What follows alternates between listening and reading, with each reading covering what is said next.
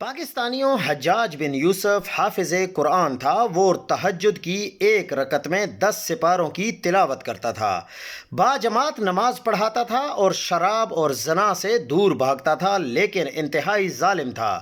جب اس کی موت آئی تو انتہائی عبرتناک موت آئی۔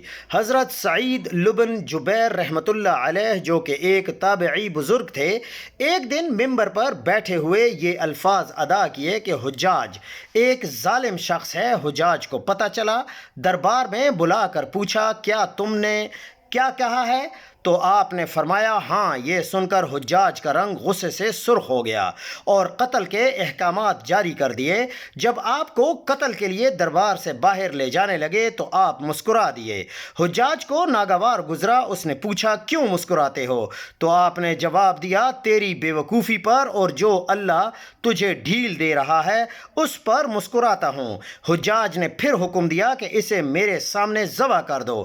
جب خنجر گلے پر رکھا گیا تو آپ نے اپنا رخ قبلے کی طرف کیا اور یہ جملہ فرما دیا کہ اے اللہ، میرا چہرہ تیری طرف ہے، تیری رضا پر راضی ہوں۔ یہ حجاج نہ موت کا مالک ہے اور نہ ہی زندگی کا۔ جب حجاج نے یہ سنا تو بولا، اس کا رخ قبلے کی طرف سے پھیر دو۔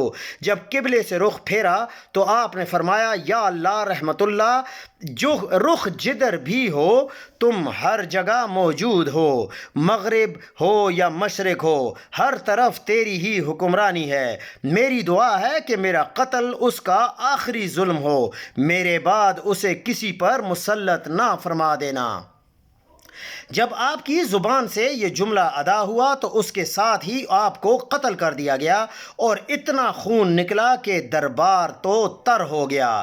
ایک سمجھدار بندہ بولا کہ اتنا خون تب نکلتا ہے جب کوئی خوشی خوشی مسکراتا ہوا اللہ کی رضا پر راضی ہو جاتا ہے۔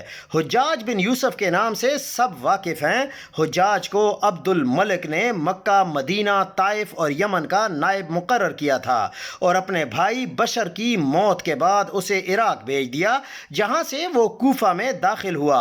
ان علاقوں میں 20 سال تک حجاج کا عمل دخل رہا۔ اس نے کوفے میں بیٹھ کر زبردست فتوحات حاصل کیں۔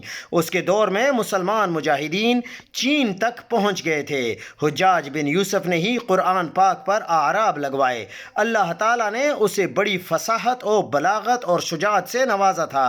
حجاج حافظ قرآن تھا، شراب نوشی اور بدکاری سے بچتا تھا۔ وہ جہاد کا دہنی اور فتوحات کا حریص تھا، مگر اس کی تمام اچھائیوں پر اس کی ایک برائی نے پردہ ڈال دیا تھا اور وہ تھی ظلم۔ اس نے اپنی زندگی میں ایک خون خوار درندے کا روپ دھار رکھا تھا۔ وہ اللہ کے بندوں، اولیاء اور علماء کے خون سے ہولی کھیل رہا تھا۔ حجاج نے 1,20,000 انسانوں کو قتل کیا ہے۔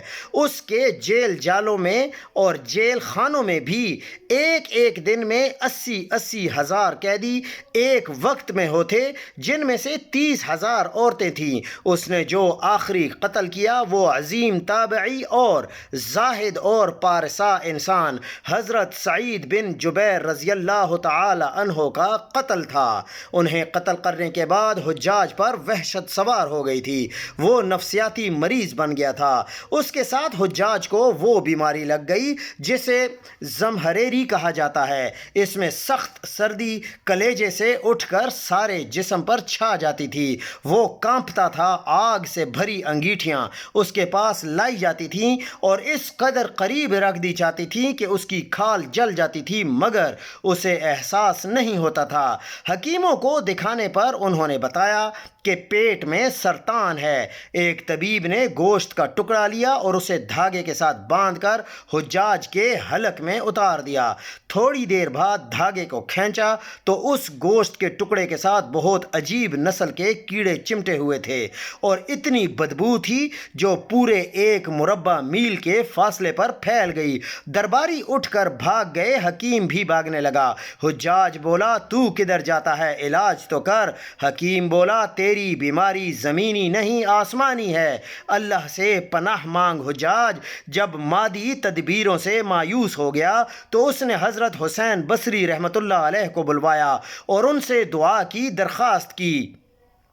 وہ حجاج کی حالت دیکھ کر رو پڑے اور فرمانے لگے میں نے تجھے منع کیا تھا کہ نیک بندوں کے ساتھ چھیڑ چھاڑ نہ کرنا، ان پر ظلم نہ کرنا، مگر تو باز نہیں آیا۔